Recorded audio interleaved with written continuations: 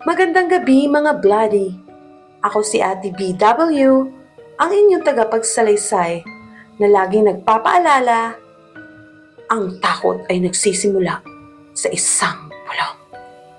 Tara, samahan niyo ako sa mundo ng lagim at misteryo. Paano kung ang bahay na pinaniniwalaan mong tahimik na tago sa kabundukan ay puno pala ng lihim at kaluluwang hindi matahimik?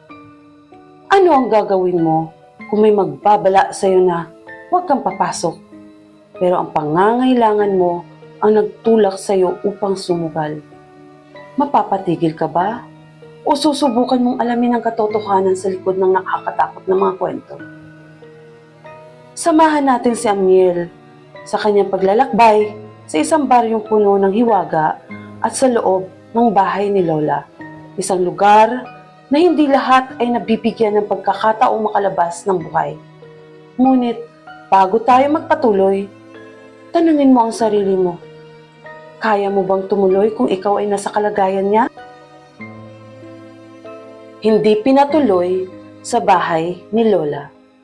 Sa isang malayong baryo sa gitna ng kabundukan, nakatayo ang isang lumang bahay na tinatawag ng mga tao sa paligid bilang bahay ni Lola.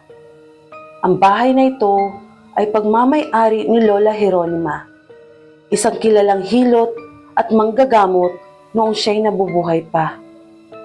Ngunit simula nang siya'y pumanaw, ang bahay ay napapabayaan at tila naging parte ng kwentong kababalaghan ng baryo.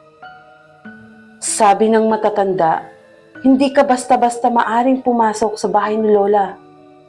Kung hindi ka imbitado, huwag ka mangtagkang tumuloy sapagkat may nakabantay na mga espiritu. Ang ilan ay nagsasabing ito'y para protektahan ang bahay mula sa mga magnanakaw. Ngunit may iba pang kwento. Ang mga espiritong iyon ay hindi basta protektor, kundi mga kaluluwa ng mga taong ginamot ni Lola na hindi nakaligtas. Si Amiel ay isang bagong salta sa baryo. Nagtatrabaho siya bilang guro sa pampublikong paaralan doon. Ngunit dahil kulang sa matutuluyan, napilitan siya maghanap ng bahay na marerentahan. Sa gitna ng kanyang paghahanap, nabanggit ng isang matandang tendera ang bahay ni Lola. Ayaw na yung tirhan ng iba, sabi ng tindera. Pero kung matapang ka at hindi takot sa multo, baka pwede mo subukan.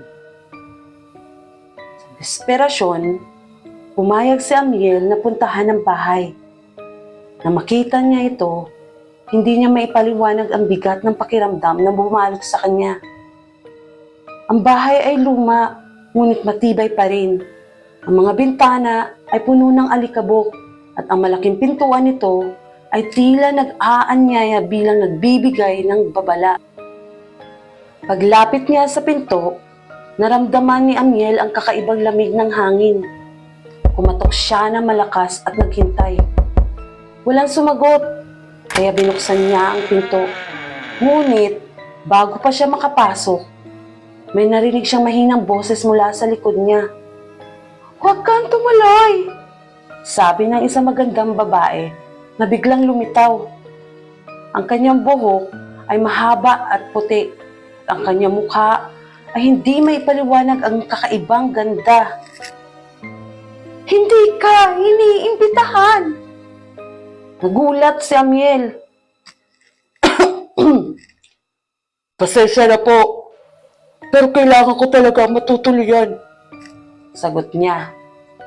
Ngunit ngumiti ang babae at ang ngiting nito ay tila may halong pananakot. Kung papasok ka, wala ka nang ligtas.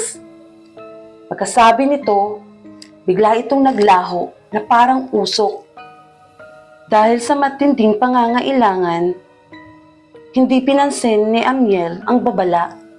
Pumasok siya sa loob ng bahay, nag-ayos ng kaunting gamit at nagpasya ng magpalipas ng gabi. Sa unang mga oras, tahimik ang paligid, ngunit pagsapit ng 12:00 ng gabi, Nagsimula na ang mga kakaibang pangyayari. Una niyang narinig ang tunog ng mga yabag mula sa ikalawang palagpag, kahit alam niyang siya lang mag-isa dun. Sinundan ito ng pagkalampag ng mga bintana at tunog ng pagkaluskos sa sahig. Nang siya'y tumingin sa salamin, nakita niyang may nakatayo sa likod. Isang anino na may mahabang buhok at maputing mata. Tumakbo si Amiel palabas, ngunit na maabot niya ang pinto, hindi ito bumukas. Parang may pumipigil sa kanya. Mula sa kanyang likuran, narinig niya ang boses ng matanda kanina. "Sabi ko na, huwag kang tumuloy." Nalingunin niya ito, nakita niyang wala na ang anyong tao ng babae.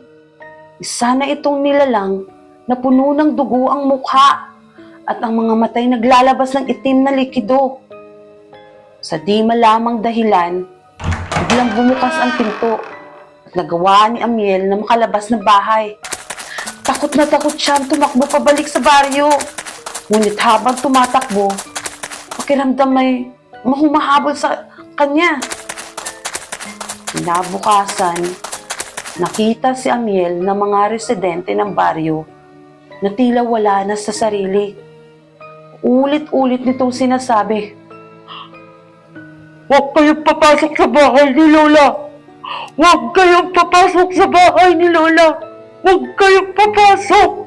Huwag!" Doon nalaman ng mga tao sa baryo na si Lola Jeronima ay hindi lamang isang manggagamot. Ayon sa kwento ng mga matatanda, may mga pasyente siyang hindi tinulungan, kundi ginagamit sa ritual upang palakasin lamang ang kanyang kapangyarihan. Ang kanilang mga kaluluwa ay naiwan sa bahay. Nagiging bantay nito magpakailanman. Hanggang ngayon, nananatiling misteryo kung sino talaga ang matandang babae na nakita ni Amiel. Ngunit iisa lang ang malinaw. Hindi lahat ng bahay ay bukas sa lahat. Lalo na kung ang may-ari ay may tinatagong lihim. Kung sakali mapadpad ka sa baryong iyon, makita mo ang bahay ni Lola, tandaan mo, huwag kang pumasok. Huwag na huwag kang pumasok nang hindi ka iniimbitahan. Ayan, mga kabladi, pwede kayong magpadala ng inyong mga nakakatakot na kwento sa email sa baba. Pakicheck na lang ang ating email nasa description. Pwede rin kayong magpa-shoutout para sa susunod na upload natin. Maririnig nyo ang inyong mga mahal sa buhay na gusto nyong kumustahin at parating ang inyong mga message. Till next time, bye-bye!